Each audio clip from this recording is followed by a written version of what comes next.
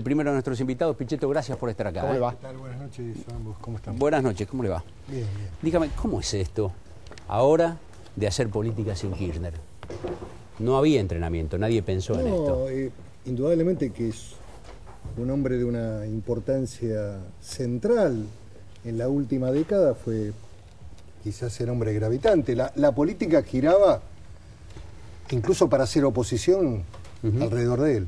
Un hombre de fractura, de final de un tiempo, de un proceso económico muy complejo de la Argentina, donde muchas de las decisiones se tomaban afuera, procesos de ajuste, de recesión muy difíciles, y el comienzo, digamos, de la recuperación, digamos, de un proceso económico que ha permitido que la Argentina sea más inclusiva, se recuperó empleo, políticas sociales, previsionales, en fin. Usted le hizo una palabra y dijo de fractura por el tiempo, porque la impresión que uno tiene es que la fractura siguió después. Digo, no fue precisamente Kirchner un hombre de conciliar, sino decir, bueno, acá y acá.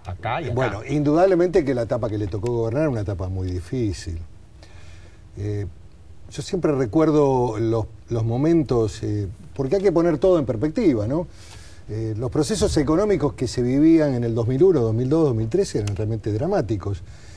Y indudablemente que había que tomar decisiones complejas que afectaban intereses y en donde lógicamente el gobierno tuvo mucho coraje y mucha autoridad. Y no sé si la Argentina hubiera salido de esa crisis sin la decisión y el coraje de Kirchner. Tal vez si no hubiera estado Kirchner hubiéramos proseguido con las políticas de ajuste o con recetas económicas que indicaban indudablemente sostener políticas que no eran convenientes o productivas para la Argentina. Me parece que Kirchner tuvo la autonomía, la valentía y el coraje para llevar adelante. Usted describió bien la salida de la crisis. Digo, esa receta que usted dice, bueno, era necesario para la salida de la crisis. Una vez salió la crisis, ¿no se podía haber modificado? No, porque incluso había temas pendientes en la Argentina. El proceso del gran debate agrario, de la distribución de la renta, del proceso de discusión de la 125, fue un debate importante, no fue un debate ideológico, fue un debate económico, fue un debate de intereses. El gobierno planteó ese debate, lo perdió en el Parlamento, aceptó el resultado democrático. A mí me parece que en un momento de la Argentina, especialmente en la coyuntura de la 125, se construyó una gran bandera, la bandera, digamos, del consenso y del diálogo, como si eso implicara o conllevara un proyecto político. Y la verdad, el consenso, el diálogo no son un proyecto político. Después vino indudablemente otro debate que yo también le asigno importancia, porque tiene que ver de cómo también se construye la información en la Argentina, que fue el debate de los medios y la respuesta de los medios a esa ley. A mí me parece que hubo indudablemente una acción exorbitante de remarcar lo negativo. Y esto también estuvo en el último año y medio, sin valorar el proceso que vimos en el 2009, un proceso complejo, con situación de crisis internacional. Entonces, yo creo que en el balance de la gestión de Néstor Kirchner y en la tarea que él cumplió en la etapa en que no fue presidente, me parece que deja un saldo muy positivo y que, bueno, lógicamente quedará para la evaluación de la historia, pero sus contemporáneos y la presencia masiva de la gente en la calle le dio una despedida importante, un reconocimiento importante. Dígame, ¿usted cree que, desaparecido Kirchner, el gobierno va a producir cambios en las líneas principales de su política, cambios cosméticos? Algunos dicen, no, puede cambiar el gabinete, puede cambiar la política, quizá no cambie nada. ¿Usted cómo lo ve? Yo creo que no va a cambiar los grandes ejes de la política económica y de las grandes decisiones que lleva adelante la presidenta no van a cambiar.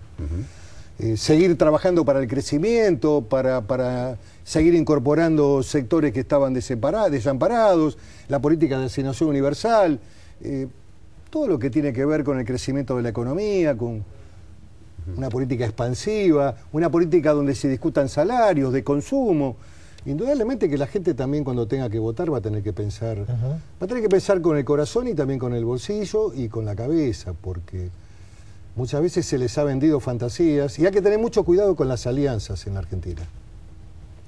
La experiencia nos indica que las alianzas fracasan, que el proceso de lealtades y de construcción de apoyos a programas tiene que ver más con la pertenencia a los partidos. Me parece que hay que volver a los partidos políticos en la Argentina. Que usted está imaginando, a ver... Estoy imaginando una remake de una alianza más devaluada que la alianza del 2001. No, podría ocurrir también en función de algunas cosas que han ocurrido inevitables a partir de la muerte de Kirchner, también que haya un revival radical peronista. De la formación, dos grandes partidos. Dos grandes bloques. De grandes bloques. Bueno, eso indudablemente hace a las fuerzas populares nacionales, el radicalismo. Yo soy de los que cree que es conveniente que el radicalismo se recupere como partido.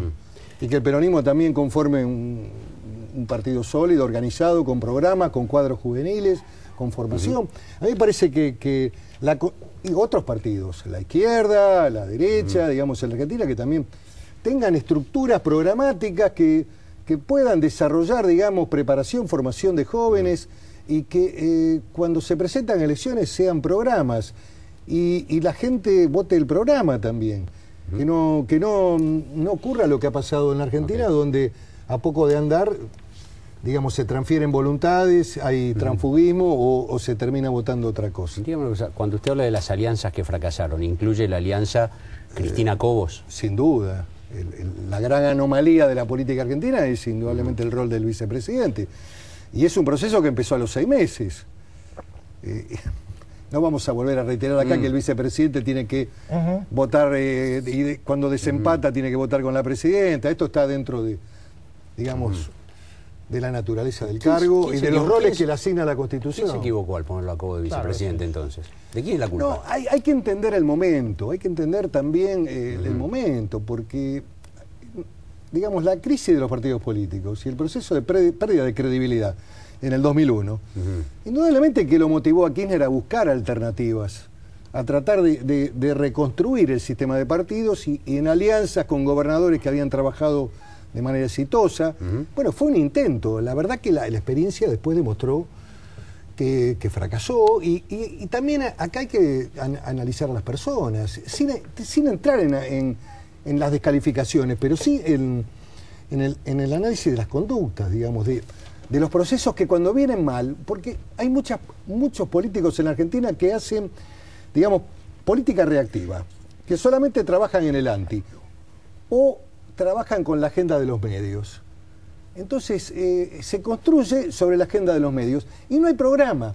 Y a veces la opinión pública sobre algún tema opina a lo mejor contrario a la decisión del gobierno, pero en el corto o mediano plazo se demuestra que la acción, la persistencia, la voluntad y el compromiso pueden llevar adelante gestiones que son exitosas. No siempre hay que hacer en la política o en la gestión lo que el conjunto de la más media piensa frente a determinados temas. Hay que respetar el programa del gobierno, hay que llevarlo adelante y hay que tener mucha lealtad y mucho compromiso. Por eso es importante la consolidación del partido como estructura, como organización, como pertenencia, como lealtad. Ahora, ¿no le faltó a ese ensayo recurrente que hizo el gobierno, transversalidad, concertación, más allá de las figuras, no le faltó contenido?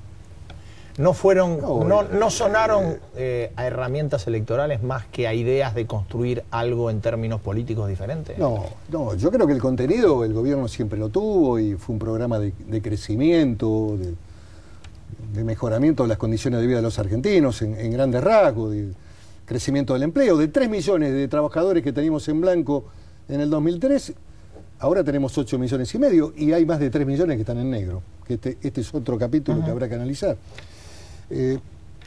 Lo que falta a veces es indudablemente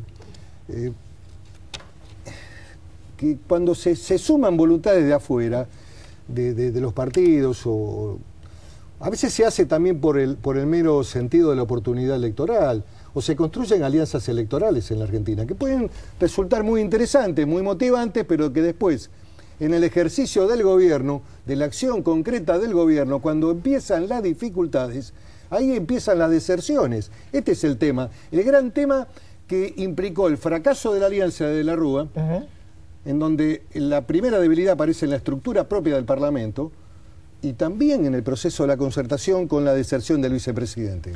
Le hago la última pregunta amiga, por lo menos muy cortita. Yo escuché que usted puede ser ministro de Justicia, ¿usted lo escuchó? Yo no, la verdad que no. Bueno, lo acabo de escuchar. ¿Puede ser ministro de Justicia? No, la verdad que no, y además